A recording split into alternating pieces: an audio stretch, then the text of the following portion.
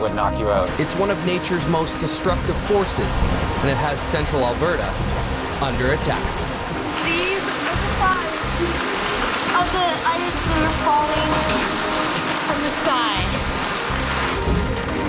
The storm tracking is southeastward from Didsbury, bringing large hail and heavy downpours as well. When hailstorms strike, it can cost hundreds of millions of dollars in a matter of minutes. $530 million from that single storm. It looks like hell itself coming across the horizon. Left a scar you can see from space.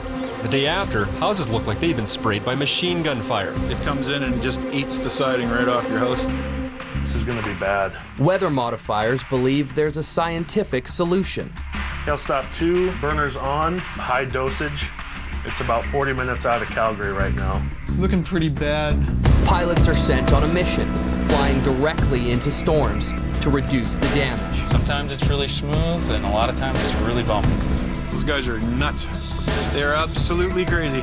Balls the size of cantaloupes. I don't know where they find people like that that'll do that in an airplane. It's called cloud seeding. Does it work? Can we really modify the giant forces of nature? I think it does not work. I think there's so much energy in the atmosphere. It doesn't work.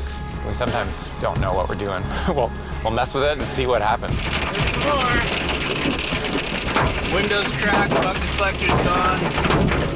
Trailer's screwed. It could be saving the province millions, but are the economic rewards worth the environmental risks? Are we learning how to manage that water source, that gift?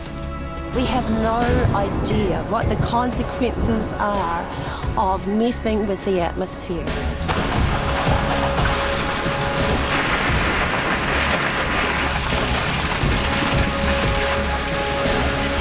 This truck is destroyed. Yeah, it's done.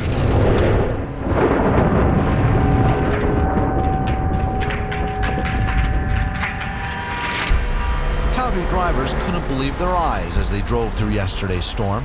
Winds gusting nearly 100 kilometers an hour tossed this massive highway sign standard like a toy as drivers feared for their lives. The two signs that say Deerfoot, they were like ripping apart. And then the one on the left, it completely fell off when I went by it. Sweeping up leaves in August with hail the day after still on the ground. It was that kind of storm. These are small. The ones that were coming down at first were the size of golf balls.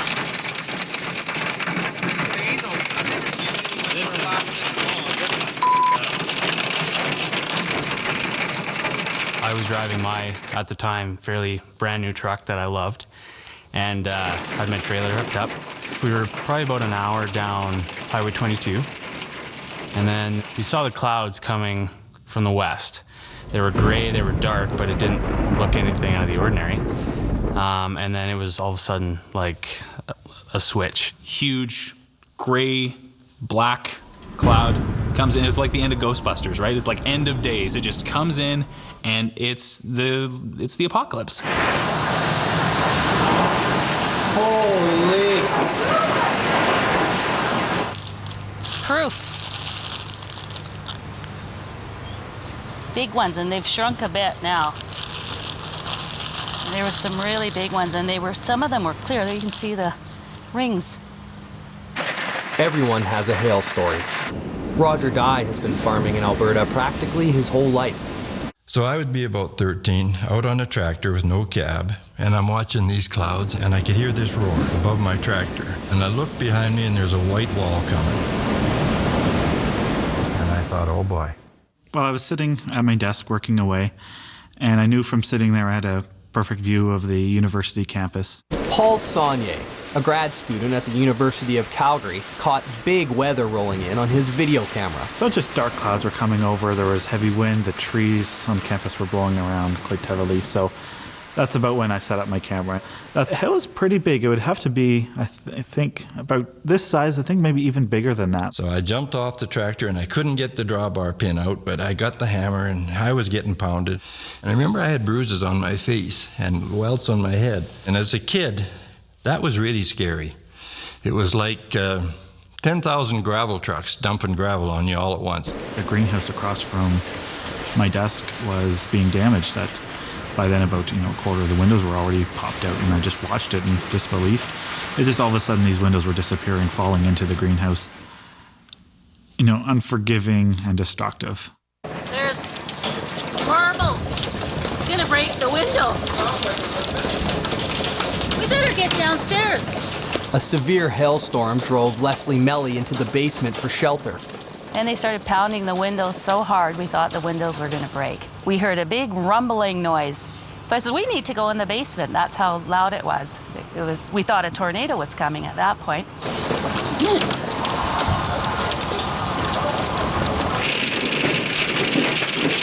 Adam Nogler drove into a green monster along the foothills north of Longview. It was just like somebody had poured green dye into it or something. It just all of a sudden just started to morph, and then everybody knows green means, tornado, means heavy winds, means something bad. And at that moment, it was, okay, something, we're in for something. They used to come rolling into Sylvan Lake all the time. I'm not sure if they got a little breath of cool air off the lake or what, but they'd arch out into this big green shelf cloud. Sunk my granddad's boat one day. In about 5 minutes it came through and dumped that much hail and about that much water, and down it went. Pat Boomer is a storm chaser and weather watcher for Environment Canada. He makes a career out of capturing hailstorm systems in spectacular stills and time-lapse photography. It's a green band of clouds and who knows what. It looks like hell itself coming across the horizon. Full of hail, always full of hail, and lots of rain. Once you've had a green monster go over, you'll know what a green monster is. We had some sunroofs that were completely smashed, windshields broken, large dents on the hoods all over the vehicles. So that was the worst part. Jim McManus is in the car business. His Calgary dealerships got hammered August 12, 2012, the worst hailstorm in Calgary history.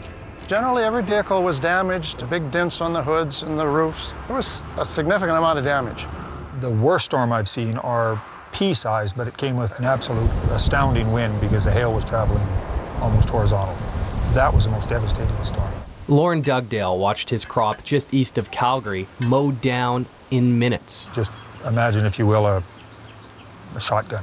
It just completely leveled the ground. Crops that were standing shoulder high were pounded into the ground. I remember I was standing in the kitchen one day looking out the back window at my garden, which I had planted. Jason Lewis knows you don't have to be a farmer to understand the devastation of getting hailed out.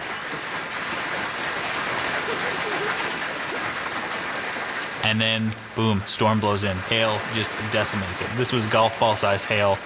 Wrecked the zucchini, wrecked the lettuce, it wrecked everything. I remember standing there thinking there's no way I could be a farmer in Alberta, because looking at that, seeing something I had something so much invested in, something that was so important to my livelihood just ruined in a matter of minutes, I couldn't handle it. The clouds were so low and moving so fast, and they were coming from the east to the west, which is really strange. You could just reach up and touch them. Boom. Like we're talking baseball-sized hail, just instantly, just hitting the truck.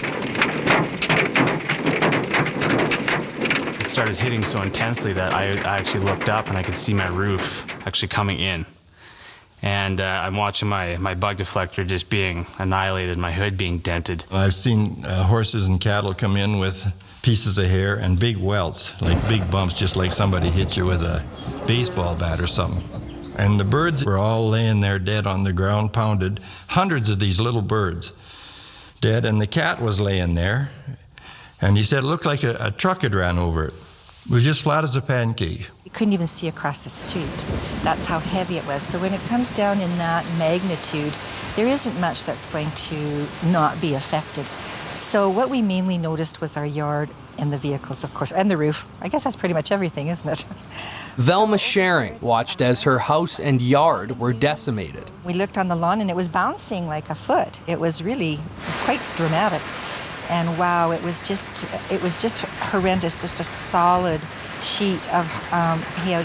And we just went, oh no, we have the car out there. Well, this area is on the top of Eagle Hill, and it was mowed over in 2009 by a hailstorm that come from up by Nordegg and tracked all the way down to Medicine Hat almost. Left a scar you can see from space, and it just destroyed a lot of trees on this hill.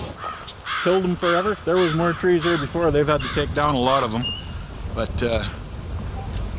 yeah, this one here especially has been just murdered. We have to deal with what we're dealing with, but then you look outside and there's people on motorcycles. And all I wanted to do was open my door and get in here, because if they didn't have a helmet on, I mean, one shot to the head and you're done. A neighbor I went to school with, grew up kind of with, and this particular year my crop was pretty good. I missed the storm. I stood there trembling as I watched him, I guess, be hailed out, but I met him in town, and he was still teary-eyed a little bit, and he said, the wife and I, he said, we stayed in the house and cried like babies, he said, for 2 days. So, this is where we live. It's raining snowballs.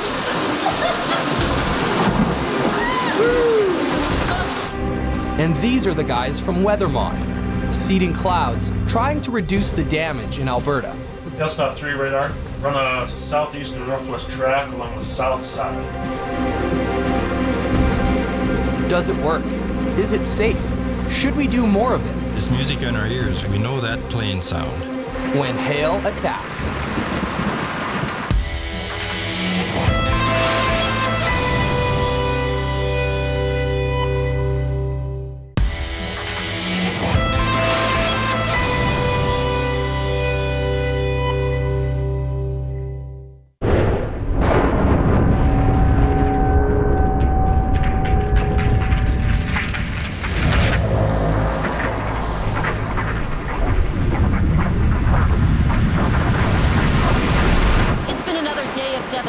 As floodwaters continue to wreak havoc on southern Alberta.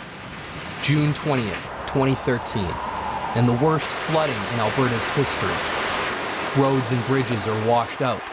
A train stranded on the tracks. Homes destroyed, some floating away. Holy sh**, there it is.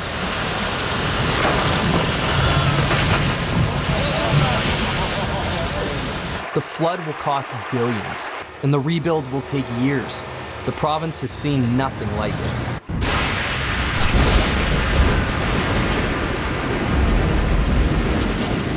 But in a normal year, hail causes more damage than any other form of severe weather in Canada. More than tornadoes, hurricanes, blizzards and ice storms, even flooding. What's right in front of me? Alberta has seen $2 500 million storms in the last 3 years. The storm roared onto the Satchwell family farm, first taking out cattle sheds, ripping up trees, and tossing hay bales into the sky. For nearly 20 minutes, high winds, heavy rains, and hailstones the size of golf balls pounded everything in the path. Everybody I know of has had a hail claim. Everybody.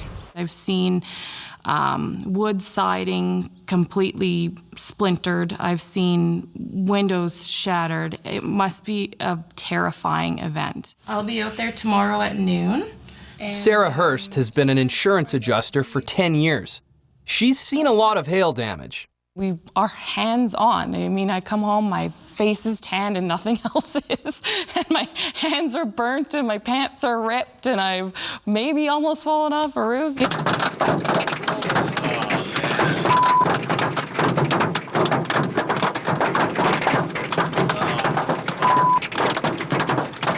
Basically, the estimate came in at $11,500 for my truck. Just had a big hailstorm. All my flowers are broken. Most of my pots out there are all broken. Let's see how thick it is.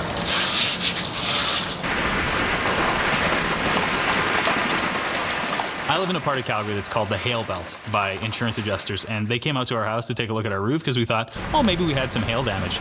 The guy didn't even make it up the walk. He got out of the car and looked and went, oh yeah, okay, well, let's do this.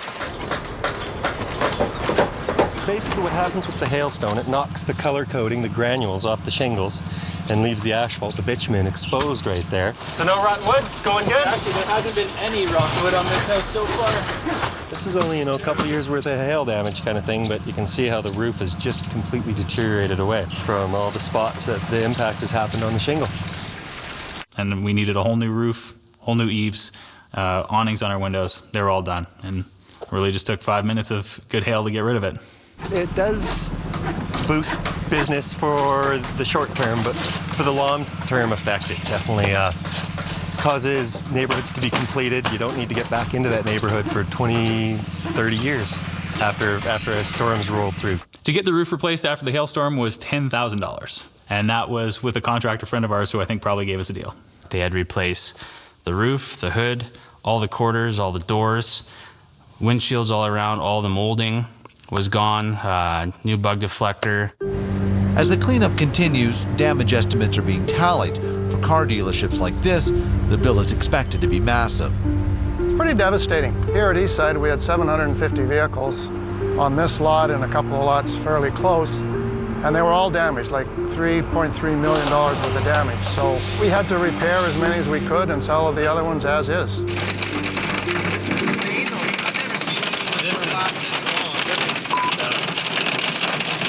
The trailer was a different story. They came out and they basically took one look at it and said, it's done. It's written off. So in a matter of, I say the storm lasted maybe 20 minutes. It cost me $18,000, really. The total damage of 4 new and the 1 used car operation was somewhere between $9 and $10 million. Calgary is pretty much designated as a hail zone, which clearly it is. And so insurance companies, some of them don't even provide insurance. So it is difficult. Deductibles are going up. So the next hailstorm, it's going to be even worse than the last one. The car got dented and the roof was damaged. We have the assessors coming, and the worst part is the deductible, of course. That's the killer. But at least we're going to be compensated of some sort. Most people who live around here probably get told by their insurance company that you better have insurance, because don't bother coming to us if you don't have it. I would say everybody out here buys insurance. Even Hutterites buy insurance. Hail losses in Alberta average nearly $1 billion a year. Tens of thousands of claims.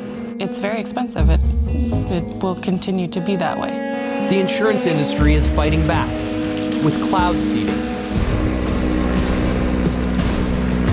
They're sending these guys to fly small planes into the fiercest hailstorms. Those guys are nuts. They're absolutely crazy. Balls the size of cantaloupes? I don't know. When hail attacks.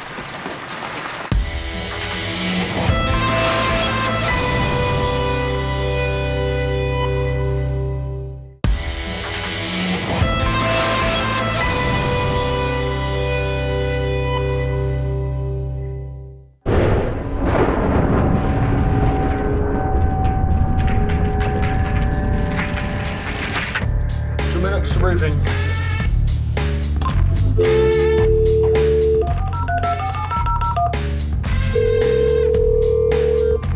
Springbank, are you there? Yep. Red Deer, are you there? Yeah. Okay, first big one today. I think we'll get some flying in. The morning briefing for weather mod pilots. Forecasters in Didsbury dispatch planes to seed clouds when they start to look dangerous. Go ahead with a forecast, Joe. Storms are possible all day, but they're going to be more likely in the afternoon. There is a severe thunderstorm watch out right now from Environment Canada in Calgary. If we do have a storm getting going there, it's going to be quite a bit more severe and more long-lived than in Red Deer. What's our status and crew for Hail Stop 1? Matthias and Brent ready to go. Hail Stop 2? Looking at it, we're ready to go. Hail Stop 3? I'm good now, good to go. And I think that's it for now then. Anything else?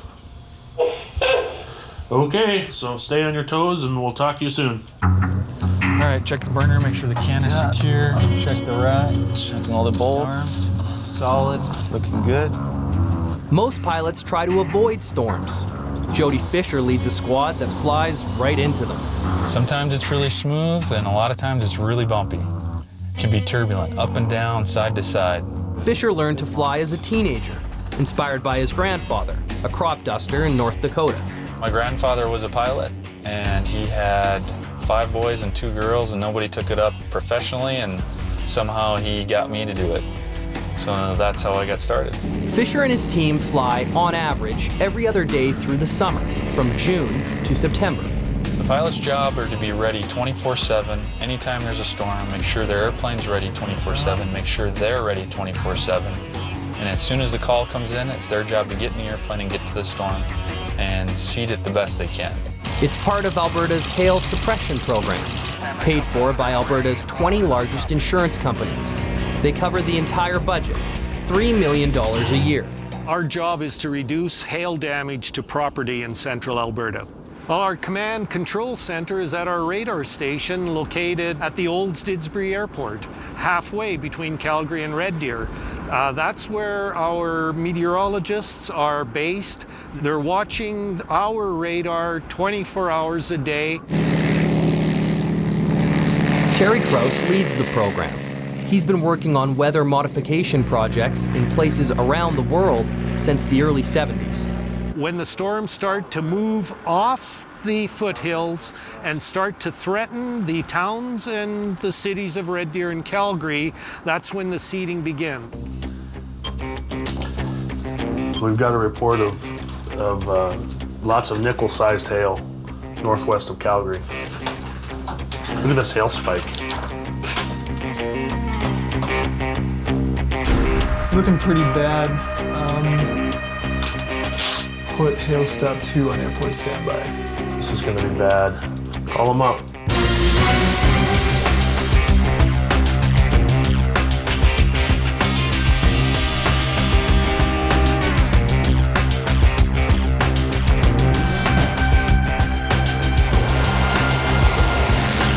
Hail Stop 2, burners on. Go with continuous bips. Watch that northeast side. There's probably some hail coming out of the anvil.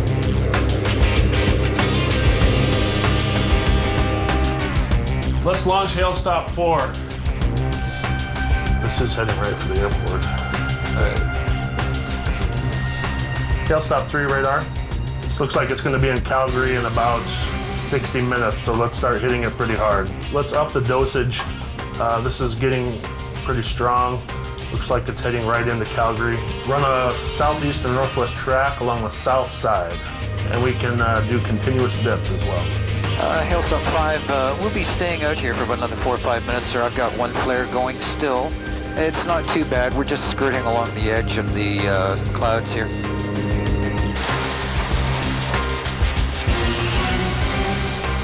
In the next hour, it looks like it's going to diminish quite a bit, and I think everybody can go home for the night. Hail Stop 1, you can RTB as well. I think we're done here.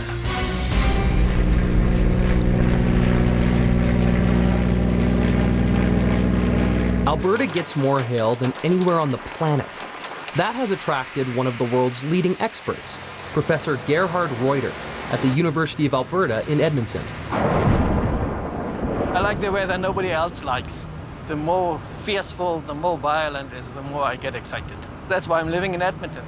Because if you want to do research in hail, this is the place to be. We are the capital of the hail in the world. 2 out of every 3 days in the summer, it will be hailing somewhere between Calgary and Red Deer. Why so much hail? We owe it to the Rockies. If the winds are right, the mountains form a natural wall, trapping warm, wet air and sending it high up into the sky in updrafts that form huge, threatening clouds. A major thunderstorm can hold 1 million tons of water, enough water to fill Calgary's Glenmore Reservoir. When that water gets very high and very cold, it freezes into hail.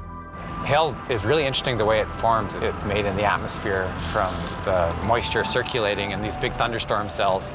The more it circulates, the higher it goes, then the bigger the hailstone gets. So this was circulating probably for 15 minutes, probably pretty high in the atmosphere, just layering on the ice.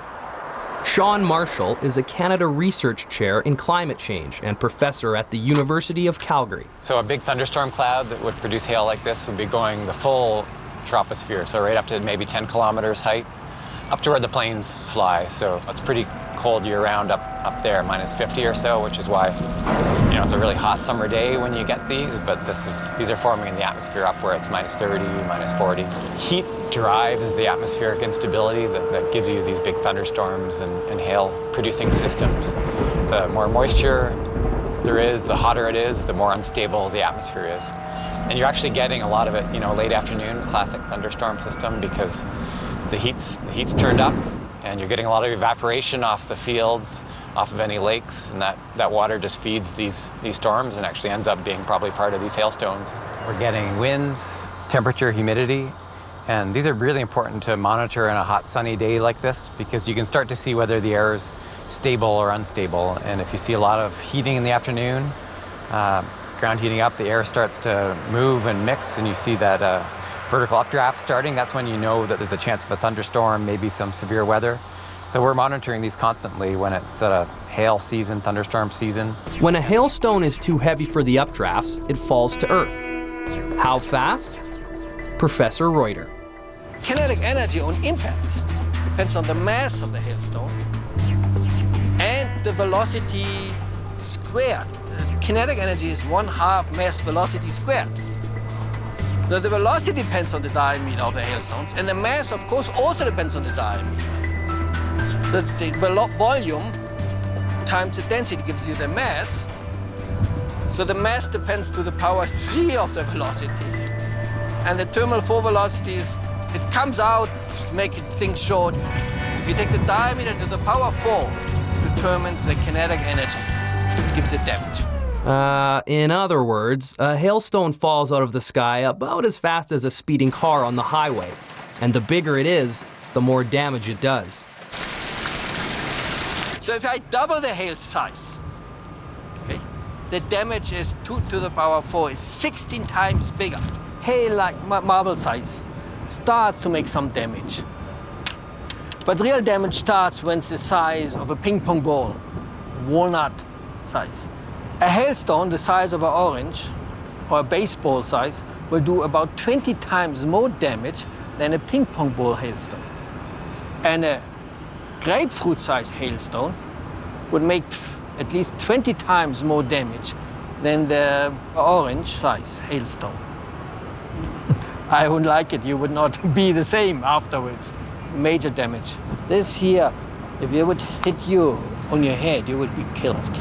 It's a major damage. This is an extreme case. Golf balls hurt, like, they hurt. Even coming straight down, if you get one going with the wind, it'll leave a welt on you. A baseball-sized one would, I don't know, they're going 100 miles an hour, so. Bottom line, the bigger the hail, the greater the damage. Baseball hail does 20 times more damage than golf ball hail. This is where cloud seeding comes in. Pilots can't stop hail, but they believe they can make it much smaller and less dangerous. With cloud seeding, in theory, and it seems to work, but not every time, is create more smaller hailstones rather than sort of 6 big ones like I've got in my cooler here. You might get 60 smaller ones. Seeding means we're taking silver iodide and injecting it into the cloud. We're giving the cloud some artificial nuclei that it wouldn't naturally have. 60 peas instead of 6 golf balls. And they do that by having just that many more nuclei, ice particles or silver iodide particles that act as nuclei, and then the water collects along those, and then you get a lot of small drops, a lot of small hailstones rather than these few large ones. So what we'll do is we'll go in the lab and we'll peel off layer by layer. We'll look at the chemistry of the water there, and we'll be able to tell where in the atmosphere that this hail came from, and probably tell us a little bit about, you know, this thunderstorm, how deep it was, how high it was in the atmosphere, how many times the water was circulating before this finally rained down on Calgary. Maybe we'll even find some silver iodine in here. If we can get the ice into the cloud at the right time, then it'll multiply, and hopefully we'll make lots of ice that have a chance to melt and not grow to be large hailstones. The pilots fly twin-engine Cessna 340s and Beechcraft King Airs, 2 pilots on every mission for safety. They can fire 24 flares from each wing and 300 additional charges from a canister mounted on the belly. A regular cloud seeding flight, especially at cloud top, they're penetrating the rapidly growing feeder clouds around the edge of the storm. And they penetrate between 16 and 18,000 feet. And a common occurrence is an updraft in excess of 1,000 feet per minute. So they line up and they're going right through that developing cloud top, and they immediately feel it in the seat of the airplane as you're forced up, and then you wait for it as you exit the cloud. You're going to get the sudden drop. And so they get used to the turbulence of 1,000 or 2,000 feet per minute up and then 1,000 or 2,000 feet per minute down. I've seen them right in the lightning, just flying around in the lightning in the middle of the core, dropping their stuff. They come in low, they try and skirt around the edge of the core. You can see them catch an updraft and just lift in real time. Sometimes you get 2 or 3 of them bombing around in there, and way closer than I'm ever gonna get. No, thank you. There's been times where I felt uncomfortable, and we always teach our pilots to have a bailout heading, you know, somewhere you can go that you know is safe. We don't want to just drive into the thunderstorm and be daredevils and whooping and hollering, woohoo, this is great, because at some point it won't be great. Balls the size of cantaloupes? I don't know. I don't know where they find people like that that'll do that in an airplane. Those guys are nuts. They're absolutely crazy. But does it work? Not everyone is convinced. It's really hard to actually say how effective it really is. Are there risks to the environment? We absolutely should not mess with Mother Nature. And what about Alberta farmers? Farmers can't absorb the cost of a hailstorm every year. When hail attacks.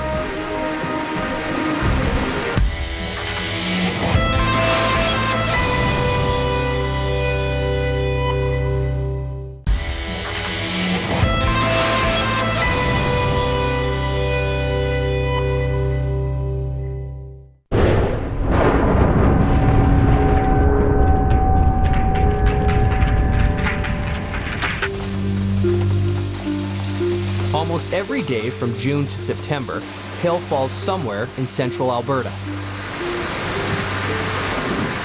The damage is devastating. WeatherMod is trying to ease the pain with cloud seeding by reducing the size of hailstones. Hailstorm 5, are you still patrolling or go into the block and start bottom seeding? I would like to go into the block and commence bottom seeding at this time for Hailstorm 5. But does it work? Well, doing it for 13 years, I've seen it firsthand how a storm can be big and ugly, and it'll moderate. You're not going to dissipate the storm. They are big and they are strong, and there's a lot of force there. But you can see it moderate.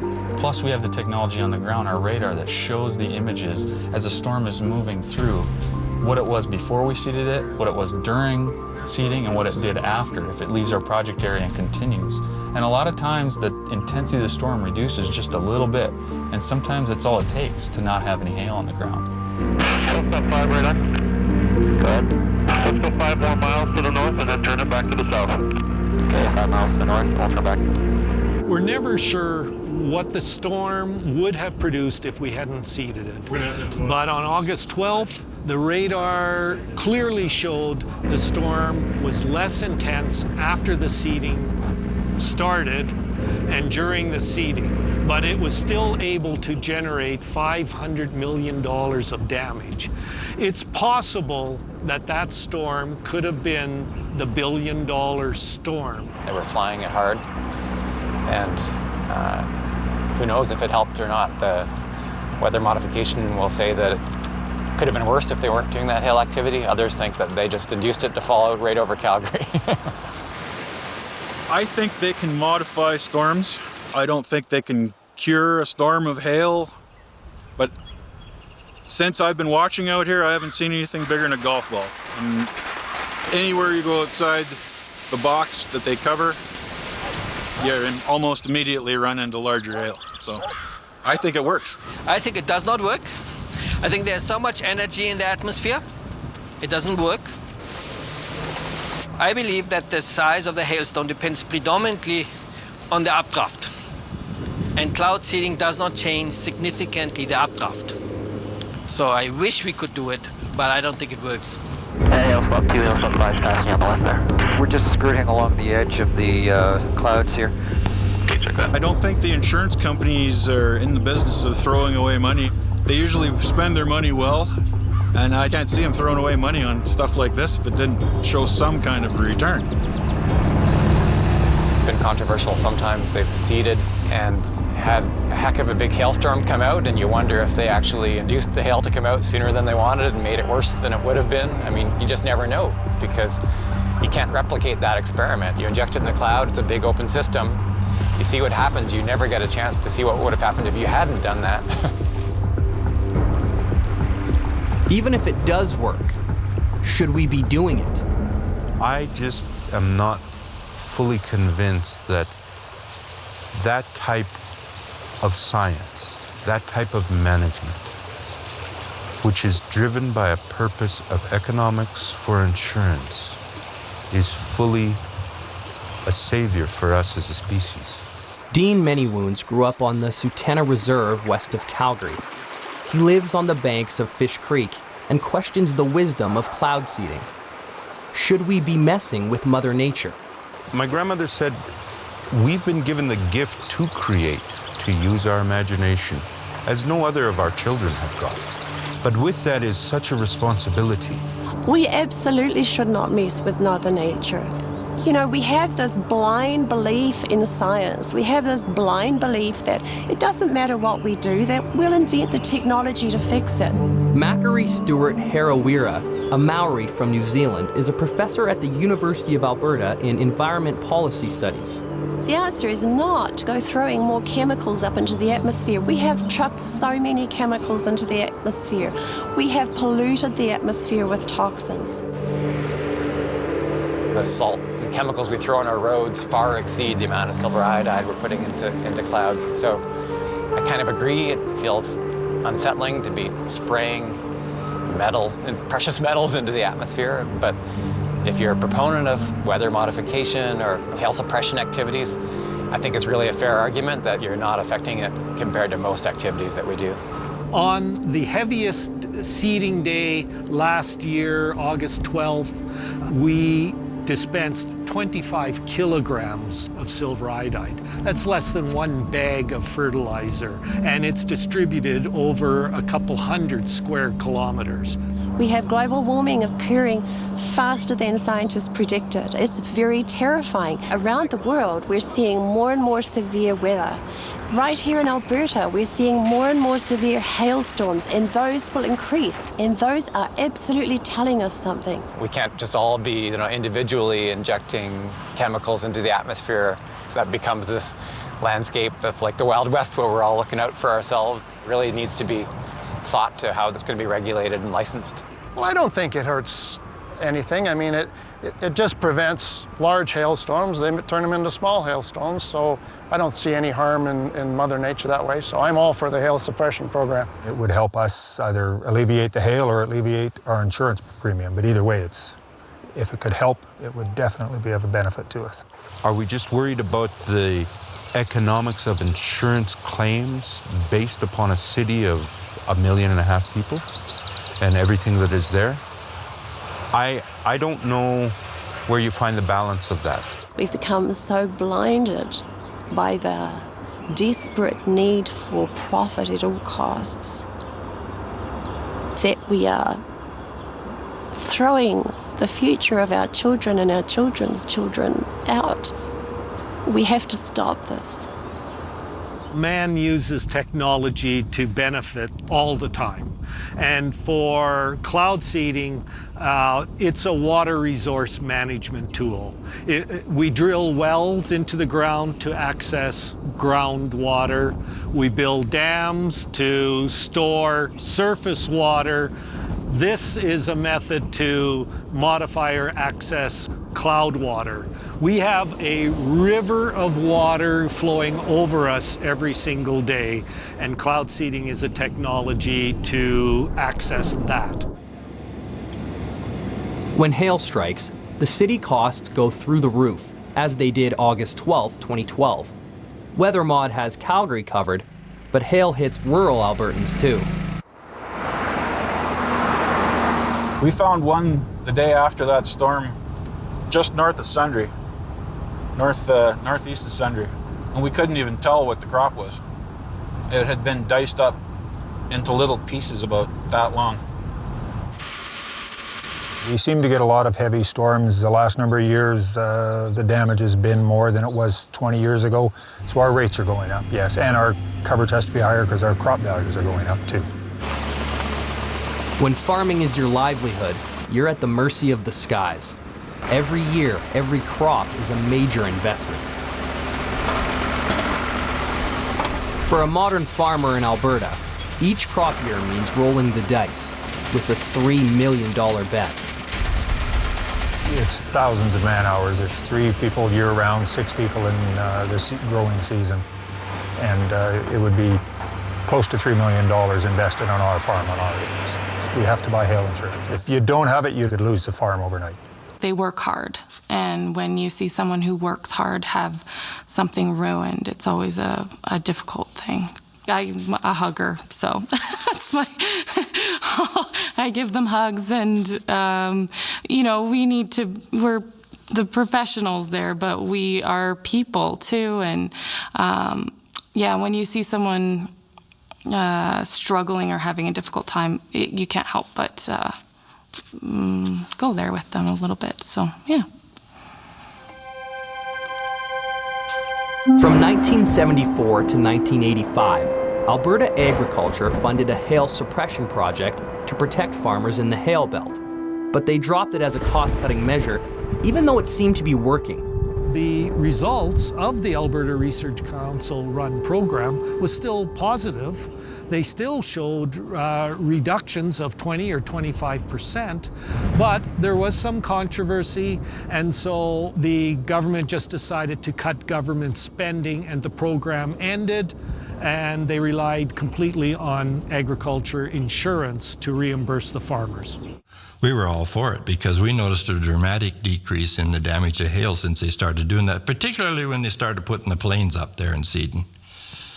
And it's music in our ears. We know that plane sound. In the 5 of the 6 years after the hail suppression program halted, we received on our farms from Balzac to Carstairs significant hail damage. Greg Belke has farmed for decades in the Hail Belt, watching damage and insurance rates go up. He'd like the Alberta government back in the hail suppression business. I hate to sound like a farmer standing at the mailbox waiting for a check, because that's not what this is about. This is about just stability and hoping to bank on something. Crop damage figures have increased dramatically the last few years, and farmers have started to call me asking if the program could be expanded to cover agricultural losses. Agriculture is a very important industry. We all eat. And we are a huge producer in this hail belt. Unfortunately, this is where the good land is, and we still get the hail. So if we can help suppress that and bring it down, it's just a huge lift for agriculture. Cloud seeding is used to prevent hail damage in other places, North Dakota, Kansas, and Texas. And in one study, it reduced damage by 45% over 10 years. Project in North Dakota, which is primarily to protect crops. You run into a lot of the farmers and you talk to them, and it doesn't take much hail to wipe out crops versus causing urban damage. So you can see the disappointment, I guess I'd say, on their faces when it is wiped out. It's a passionate debate. Does it work? Is it dangerous? Or should we do more of it? One thing is certain. If you're living in Alberta, you're living with hail. When Mother Nature would come in the spring and we'd have our ceremonies, part of those ceremonies was to take our teepees down and move up to high country, let her come through and do her thing, let the tornadoes come, let the rains come, let her clear the land as only she can. And then we'd move back in the fall and the summer, and there'd be new medicines and new food, and we'd get good for the winter. My dad, a very spiritual guy, and worked shoulder to shoulder with him all my life, and what a tremendous influence on me, because I was taught, you don't focus on the dark side, the negative. That's a dead ender. You focus on the positives here. And back then we didn't have deep freeze or anything to keep ice. I was the youngest of 6. We loved ice cream. So he'd say, okay, after the storm, you kids go out, gather the ice. We can have ice cream. Boy, and we'd celebrate the hailstorm with an ice cream, having this ice cream. My wife laughs because ever since then, every time it hails, I'm always saying, if you hear hail, let me know because I'm running out. She's like, what are you gonna do? I will park it in the shop, I will grab blankets off her bed, I will lay it across the hood, whatever it takes. I don't wanna go through that again. This is a hailstorm. Truck and trailer are